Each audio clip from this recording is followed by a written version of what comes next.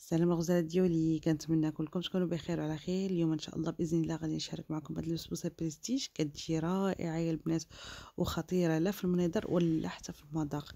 المهم حبوباتي خليكم معايا من الفيديو من الاول للاخر، واللي غيعجبو الفيديو كنتمنى بانه يخلي لي واحد لايك او واحد الكومونتير. وبالنسبه للناس اللي اول مره تدخل القناه ديالي كنقول لها مرحبا والف مرحبا، علاش لا بانها تنضم للفريق ديالنا او تنضم للعائله ديالتنا ونكملوا المسيره مع بعضياتنا. المهم حبوباتي خليكم معايا باش نقول لكم على المقادير اللي هما بساط. كيف ما كتشوفوا حبواتي كنجيبوا 3 الكيسان ديال السميد الرقيق اللي كنديروا به البسبوسه واللي كنديروا به الحرشه وحتى اللي كنديروا به البغرير.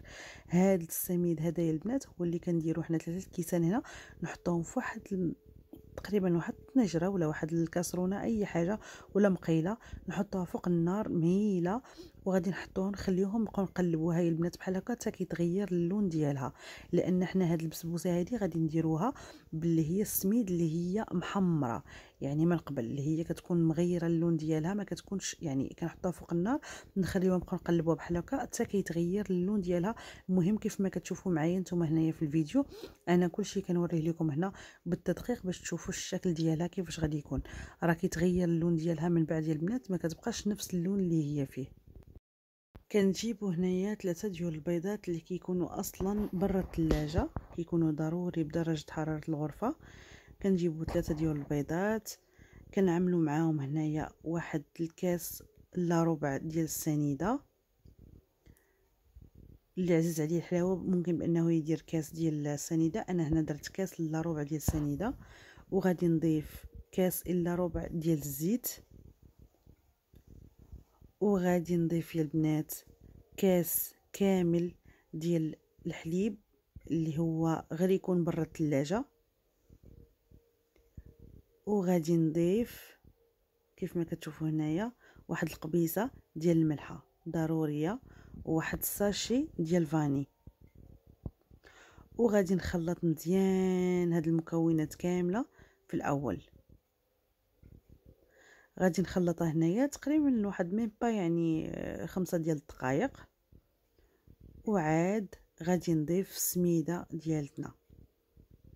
عرفتي البنات راه كتجي ساهله.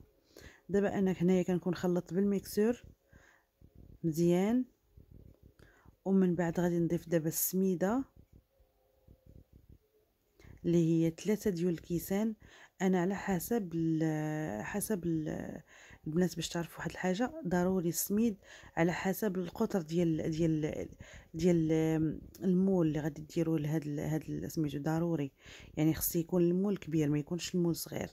فالمهم كيف ما كتشوفوا هنايا بديت كنحرك مزيان عاوتاني بعد ما ضفت السميد اللي هما 3 ديال الكيسان.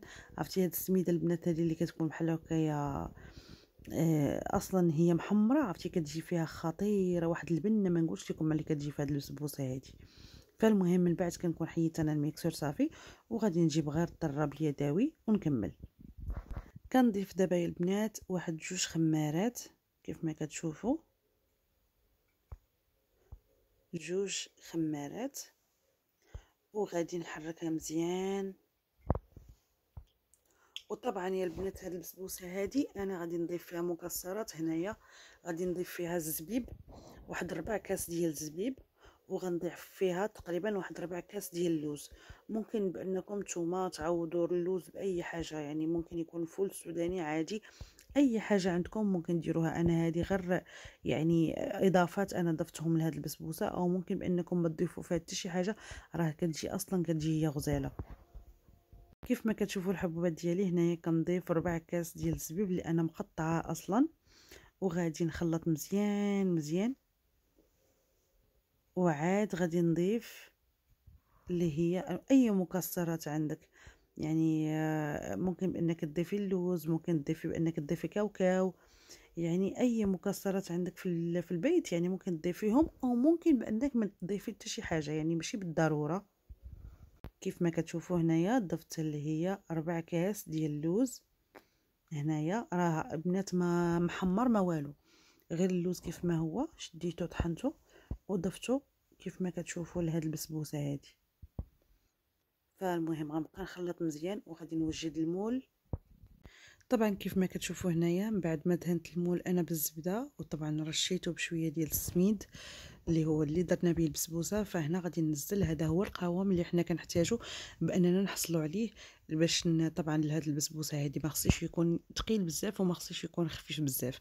فالمهم كيف ما كتشوفوا دابا هنايا من بعد ما انايا غدزلت هاد البسبوسه كامله، وغادي نحاول انني نفردها مزيان في المول ديالنا. غادي ندخلها الفران على 180 درجه لمده نص ساعه. غادي نشعل عليها اولا من التحت وعاد من بعد نشعل عليها من الفوق باش تحمر لنا من الفوق. راه ما كتاخذش معكم الوقت بزاف، انا بالنسبه ليا ما خدتش معايا الوقت الا هي تقريبا 29 دقيقه بالضبط، يعني نص ساعه خدات معايا في الفران. بالنسبه للناس اللي عندهم فران ديال الغاز راه نفس الحاجه، غير هي بحاول بانك تنقص شويه العافيه. كيف ما كتشوفوا هنايا اول ما طلعتها من الفران غادي نسقيها بكاس ديال الحليب، اللي هو كاس عادي غير يكون الحليب برا الثلاجه. كاس ديال الحليب البنات، عرفتي ملي كتسقيوها بهذيك الحليب ما نقولش لكم كتجيب واحد الهشاشه اللي هي كتجي خطيره خطيره خطيره. وطبعا في هذه المرحله هذه غادي نخليها على جنب، نخليها تتبرد مزيان عاد باش غادي نديرو معاها دانون اللي حنا غادي نحتاجوه نديروه من الفوق. دانون يا البنات غادي نحتاجو دانون اللي هو دانيت بنكهه الكراميل، عرفتي راه كيجي خطير يا البنات. وطبعا هنا كنحتاجو، انا غادي نحتاج هنايا 2 كيسان ديال دانيت بنكهه الكراميل، غادي نحتاجهم وغادي نحطهم فوق الكيك ديالنا. عاد باش غادي نحتاج واحد دانيت اخر اللي هو بطعم الشوكولاته باش غادي ندير هذاك الشكل اللي هو كيجي بحال هكا مزوق من الفوق. المهم خليكم معايا باش نوريكم الشكل ديالها النهائي. طبعا هنا بعد ما خليتها انها بردت شويه ضفت بانني ضفت هذوك الدانيت بنكهه الكراميل كيف ما كتشوفوا هنايا، وغادي نحرك مزيان. هنا انا خدات مني هنايا 2 كيسان ديال دانيت. فالمهم غادي نحركها مزيان وغنخليها على جنب عاد باش غادي نضيف طبعا الدانيت الاخر اللي هو الشوكولا وغادي نزوقها. يعني تقريبا بعد ما كندهنها بدانيت كنخليها لمده 5 دقائق عاد باش كنزوقها بالشوكولاته. وطبعا الحبوباتي هذا هو الشكل ديالها. شوفوا الشكل ديالها، انا غادي نفتحها لكم حتى من الداخل باش تشوفوا الشكل ديالها من الداخل. راه كتجي غزاله، انا هنايا زوقتها باللي هو اللوز ايفيلي. فالمهم كيف ما كتشوفوا حبوباتي هذا هو الشكل ديالها من الداخل. عرفتي راه كتجي غزاله من برا ومن الداخل، عرفتي عندها واحد المنظر على مزبيناتو، وحتى البنه ديالتها يا سلام. وطبعا كيف العاده غادي نحل معكم هنا واحد الطريف باش نوريكم الشكل ديالها. والسر ديالها هي انه هذيك السميده هذيك اللي حمرناها يا البنات، عرفتي كتجي محمره من الداخل، عرفتي عندها واحد اللون اللي هو برونزاج كيجي خطير. المهم يا البنات انا عارفه بانكم غادي تعجبكم هذه البسبوسه الا جربتوها والا ذقتوها. عرفتي كتجي شيشه، نوريكم واحد التشكيل غنوريكم الشكل ديالها وهي كتاكليها بحال هكا يا البنات، عرفتي راه خطير. وعرفتي شيشه شيشه شيشه واحد الدرجه ما نقولش لكم، كتجيب بنينه يا البنات. غير جربوها وردوا عليا الخبر. ما تنساوش تبارطاجيو الفيديو مع صحابكم بحبابكم، تعاون الفائده على الجميع.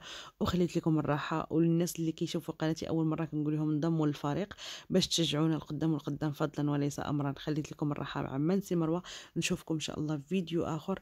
مع السلامه وباي باي عليكم.